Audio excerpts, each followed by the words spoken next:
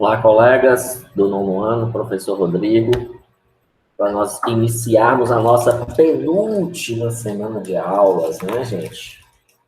Estamos aí na reta final aí, graças a Deus, né? Não só graças a Deus por ter terminado, mas por estarmos aqui, né? Porque a gente tem que agradecer quando começa e quando termina também, né? Porque quando a gente começar em agosto, a gente agradece porque a gente está ali começando o trabalho, né? Enquanto em outros lugares, ou sei lá, podem não estar conseguindo começar por situações bem mais difíceis, né? Então, vamos lá. Então, hoje nós vamos ter aula de matemática 1 e matemática 2, beleza? Hoje nós vamos fazer correção das atividades dessas aulas que ficaram. Essa aula de matemática 1 é aquela aula lá de segunda-feira, da aula de segunda-feira. E na aula de matemática 2, já é uma aula de uma semana atrás, sabe? Então, a gente vai pegar e vai igualar agora tudo, porque nós tivemos aula de LBMAP e são aulas extras.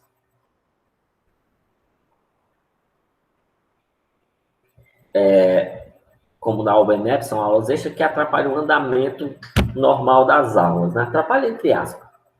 Atrasa um pouco, né? Querendo ou não, é isso que acontece. Então, assim, gente, nossa frase de hoje é essa. Estudar não é uma obrigação. É uma porta aberta para o próprio crescimento e evolução. É construir um mundo inteiro de possibilidades dentro de si. Então, muito importante, deixa eu só aqui verificar aqui o microfone, tá certo? Eu já tive umas aulas sem áudio, eu estou sempre com medo. Então,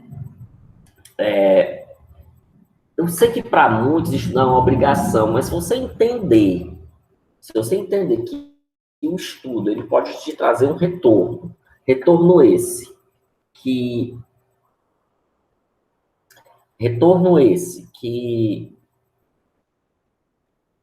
você vai tirar um proveito, vai te melhorar a tua vida de alguma forma, se você compreende isso, mesmo que você leve o estudo como obrigação, você tenta fazer ele bem feito.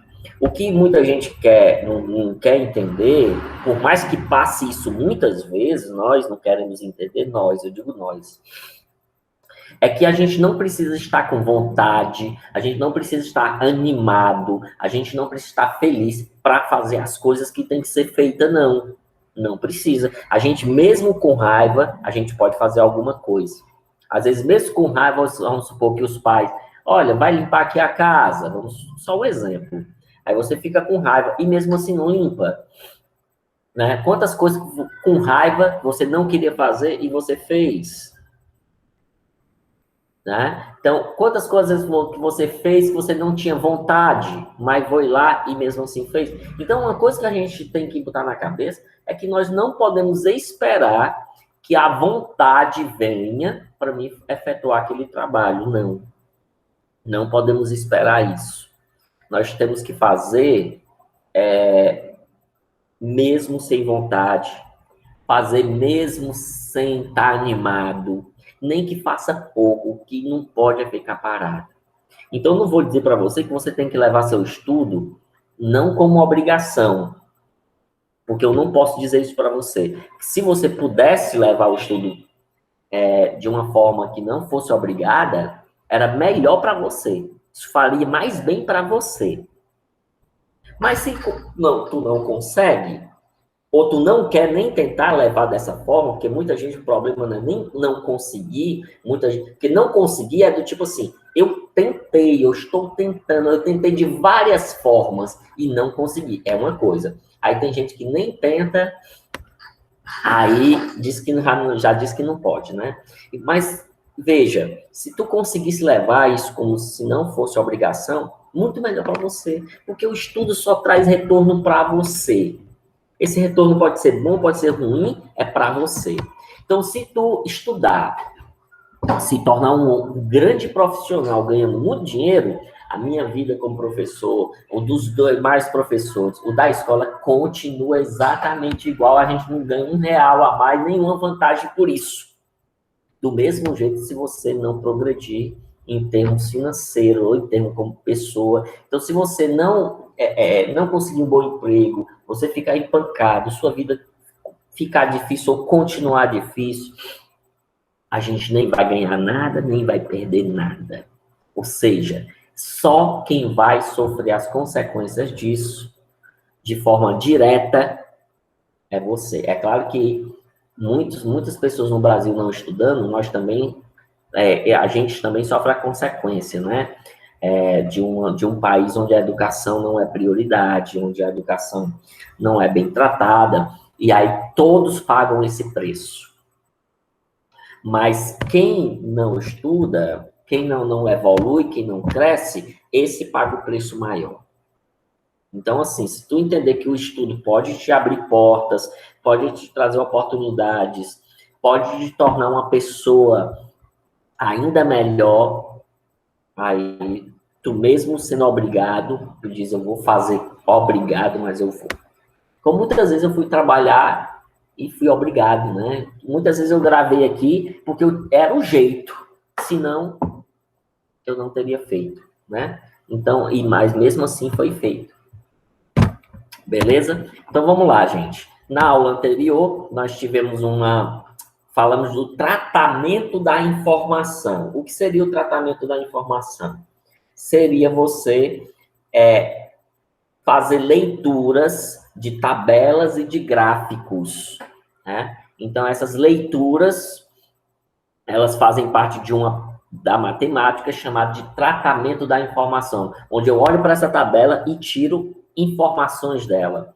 O legal dessa tabela aqui, que eu não mostrei na aula anterior, porque não tinha, ele tem alguns elementos muito importantes.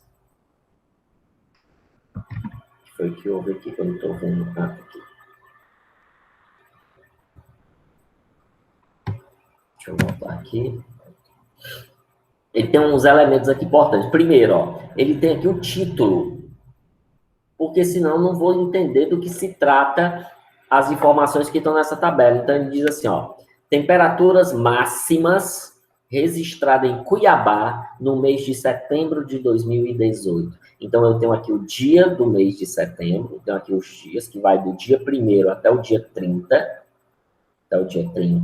e eu tenho as temperaturas máximas em cada um desses dias. Por exemplo, aqui no dia 1º, a temperatura máxima foi de 37 graus.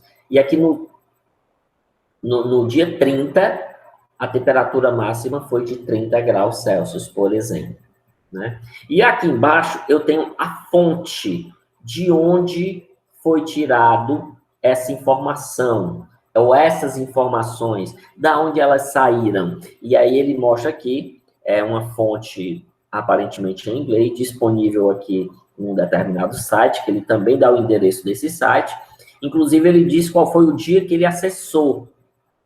Por que é importante quando é site? Por que eles dizem o dia que foi acessado? Porque, às vezes, essas informações já não estão mais lá. O dono do site pode tirar as informações. O dono do site pode retirar essas informações e já não estarem mais lá, né? E aí, o que achei legal nesse exercício? Vocês estão vendo que essas informações, nessa imagem, está em forma de tabela. Mas quando eu vou para cá, eu tenho as mesmas informações, só que em forma de gráfico de linha. O nome desse gráfico chama-se gráfico de linha. Então, por exemplo, vou tentar aqui. Nós temos, obviamente, o título, e nós temos também aqui embaixo a fonte. E nós temos a mesma informação, que é o dia do mês de setembro e as temperaturas máximas. Por exemplo, no dia 2 de setembro de 2018, a temperatura máxima, aqui no dia 2, está marcando algo em torno de abaixo de 20 graus. E quando eu vou lá na tabela, no dia 2, eu vejo que foi 19 graus. E aí, o ponto ficou aqui abaixo de 20. fazendo referência ao 19. Tá vendo aqui, ó? Então, eu tenho esse ponto aqui, que aqui marca o dia, aqui embaixo marca o dia, e aqui do lado marca a temperatura máxima no mês de setembro. Dadas essas informações, nós vamos tentar responder esses itens. Só agora que eu fui olhar melhor o exercício, que eu vi que tem informações que eu não falei em aula anterior, né? Então, vamos começar falando de média. Vamos começar falando de média, porque ele diz assim, ó, a média das temperaturas máximas registrada durante o mês de setembro de 2018. Então, vamos entender o que é média. O que é média? Gente, média é um cálculo matemático. Ele é um cálculo matemático, porque repare que aqui houve muitas temperaturas, né? No mês de setembro, houve 30 temperaturas. Então, média seria um número que representasse esses 30 números. É tipo, eu tenho até... Isso é uma coisa muito difícil de fazer, mas tem reunião que o pessoal diz assim, professor, na hora da reunião, no dia de hoje, como é que você está se sentindo? Diga isso em uma palavra. Uma palavra para dizer como você está se sentindo. Aí o professor, rapaz, não sei, não tenho como resumir em uma palavra. Do mesmo jeito, é a mesma ideia funcionando aqui. Eu tenho 30 temperaturas aqui. Eu tenho 30 temperaturas. Aí a minha pergunta seria essa. Se eu pudesse trocar essas temperaturas por uma só, qual seria essa temperatura? Seria a média. A média. A média, gente, é um cálculo matemático. É um cálculo matemático. Cadê a caneta que eu perdo? Aqui. A média, ele é a soma de todos os valores. Ele é a soma de todos os valores que eu quero. Que, no caso, ele quer a média das temperaturas. Então, é a soma de todas as temperaturas dividido pela quantidade de números que eu somei. Pela quantidade. Então, se você já entendeu o que é a média, então eu tenho que fazer isso aqui, ó. Eu tenho que pegar esses 30 valores aqui, ó. 37, mais 19, mais 24, mais 28, mais 32, mais 35. Então, eu tenho que somar todas essas 30 temperaturas. Eu tenho que somar tudo isso e dividir por 30. E dividir por 30. Ok, gente? E dividir por 30. Então, eu não vou fazer esse cálculo todo, é muitos números para somar, mas era assim. Então, você poderia pegar a calculadora e sair somando. Tanto, mais tanto, mais tanto, mais tanto, mais tanto. E depois de fazer tudo isso, deixa eu ver aqui mais ou menos, se eu consigo aqui dar um resultado dessa soma. Eu vou usar a calculadora para isso.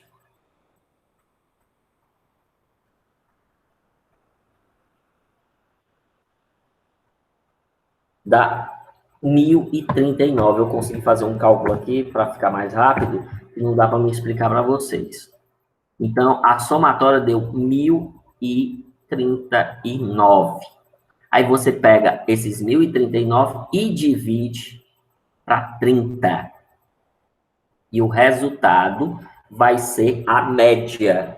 Vai ser 34,6 graus. Então, esse é o valor médio.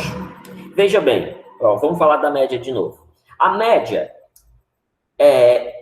ele está presente, por exemplo, na nota de vocês.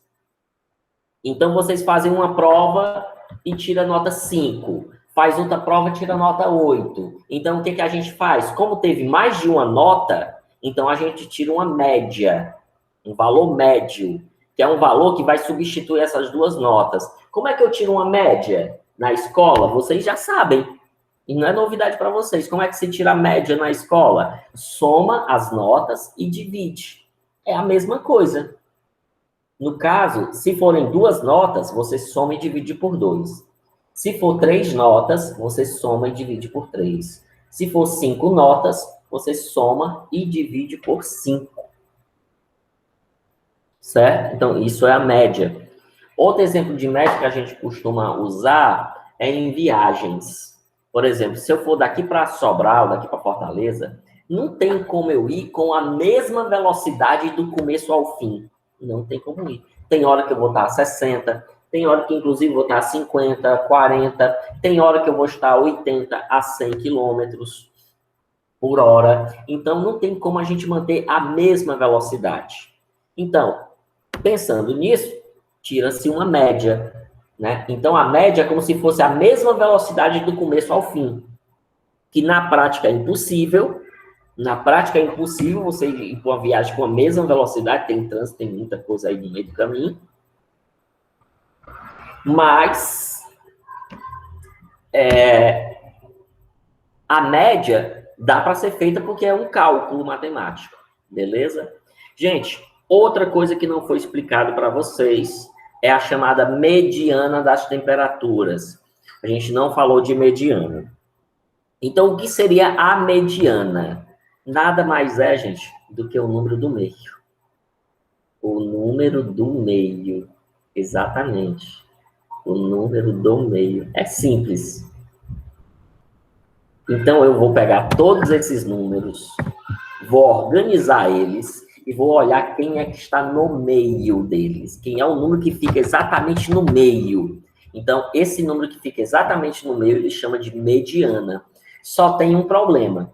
Para mim conseguir a mediana, eu não posso pegar na ordem que ele está aqui. Eu tenho que pegar na ordem crescente, ou seja, eu tenho que reorganizar esses números. Então, eu vou pegar esses 30 números que estão aqui, e vou colocar eles do menor até o maior. Por exemplo, o menor aqui é o 19, aí eu coloco aqui 19. 19. Aí depois de 19, quem seria? Rapidamente aqui, que eu não vou fazer tudo, eu estou vendo ali o 24. Aí depois seria o 28. Aí depois seria o 32. Só que o 32 tem várias vezes. Aí eu boto 32, 32, 32, várias vezes também. Então, ou seja, eu tenho que organizar esses números em ordem crescente. Eu tenho que colocar esses números em ordem crescente. E depois de eu colocar os 30 números, já que aqui existem 30 números, quando eu colocar os 30 números, eu vou procurar quem está no meio. Então, eu já tenho aqui a resposta. Então, a nossa mediana aqui, que é o número do meio, é o número 36 graus Celsius. 36 graus Celsius. Beleza? Infelizmente, essas duas informações eu não tinha explicado para vocês. Teoricamente, vocês não saberiam o que é uma mediana. Mas eu entendo hoje em dia que você tem tanta chance de pesquisar que às vezes eu tenho que entender que você não respondeu a primeira porque você não entendeu. Eu tenho que entender isso. Eu não expliquei para você o que era média, mas que eu acho que você já deveria saber. Não expliquei o que é mediana, então você não teria como saber. Mas você vai na internet e pergunta, o que é média? Você vai lá na internet e pergunta, o que é mediana? Aí tem um professor lá explicando o que é. Então, às vezes, também falta da parte do aluno, para que ele vá procurar aquilo que ele está precisando aprender para resolver as suas coisas. E a internet tem toda essa vantagem. Claro que tem suas desvantagens também. Observando o gráfico e os dados coletados, identifique a menor temperatura máxima do mês.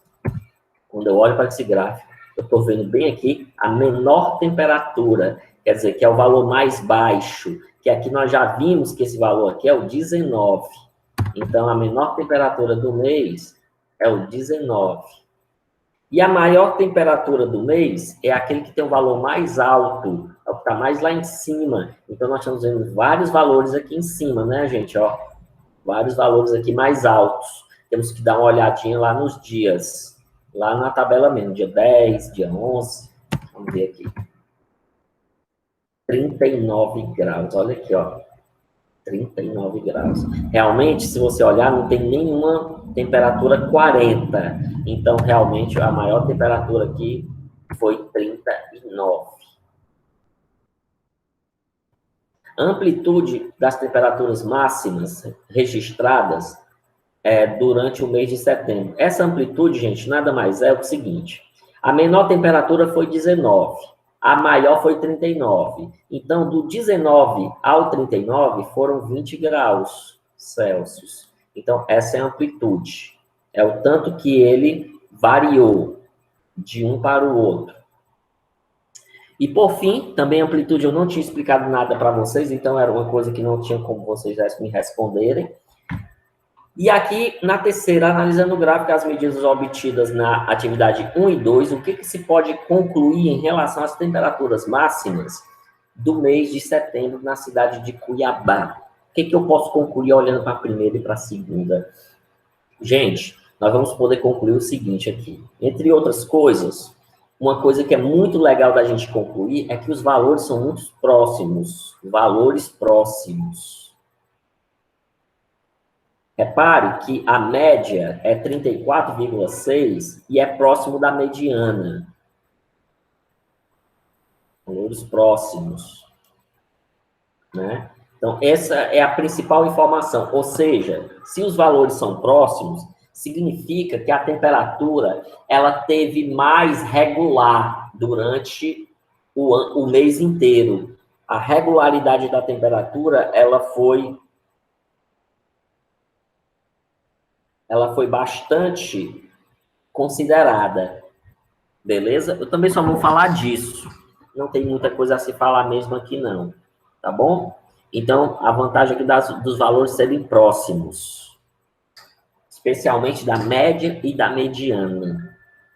Ok? Então, gente, assim, a gente encerra agora a nossa aula de matemática 1 e nós vamos agora para a aula de matemática 2, que também nós faremos uma correção, tá certo? Então, encerra esse aqui e vamos para a nossa aula de matemática 2, que foi sobre figuras semelhantes. Foram figuras semelhantes. Então, vamos lá. Primeira questão. Dado o retângulo ABCD, que é esse retângulo aqui, ABCD, é só você olhar pelas letras. Demonstre as afirmações dos itens A e B. O retângulo ABCD é semelhante ao retângulo EFGH. Esses dois retângulos são semelhantes. O que é que nós estudamos deles ser semelhantes? Os quatro ângulos são iguais, portanto, o ângulo E e o ângulo A são iguais. Então, a gente diz assim, ó, o ângulo A é igual ao ângulo B. Não é nem igual, não, correto. O ângulo B não, desculpa, o ângulo E. Ângulo E. Não é nem igual, ele é congruente. Aí tem que botar um tiozinho aqui, ó. O ângulo A é igual ao ângulo E. O ângulo B é igual ao F. Aí vamos botar aqui B congruente de F. Aí bota o símbolozinho aqui que é o ângulo. Porque nós estudamos o seguinte, que para duas figuras serem semelhantes, primeiro ele tem que ter os quatro ângulos iguais, os quatro ângulos congruentes. Então, o ângulo C congruente do ângulo G e o ângulo D congruente do ângulo H. Então, primeira coisa, ele tem os quatro ângulos congruentes. Então, eis a primeira coisa aqui já formalizada. E da letra A. A segunda coisa, aqui é do item A. A segunda coisa é ele ter lados proporcionais. Lados proporcionais, não é lados iguais, é lados proporcionais. Repare que esse 40, ele é correspondente do 24. Então, eu posso botar assim, ó, 40 sobre 24. E posso botar o contrário também. Normalmente, o contrário é o mais usado, tipo, o menor em cima. O menor em cima. E posso pegar lá o 25 com 15. Posso pegar o 25 com o 15, que é esse aqui com esse aqui, que são correspondentes. Rodrigo, e os outros dois lados? Não vou pegar os outros dois lados, porque são os mesmos números. Que se aqui é 15, agora deixa eu apagar isso aqui tudo, que já está demais, esses riscos. Porque assim, se aqui é 15, aqui é 15. Se embaixo é 24, é 24 aqui. Então, repare que vai repetir os mesmos números. Então, eu não preciso olhar todos os lados, mas o certo é fazer isso com todos os lados. Eu só não vou olhar porque é os mesmos números, vai dar a mesma coisa, os mesmos cálculos. Eu não vou repetir várias vezes os mesmos cálculos. Então, o que é que você vai fazer agora? Para saber se eles são proporcionais, você vai dar uma multiplicada aqui, ó. 40 vezes 15.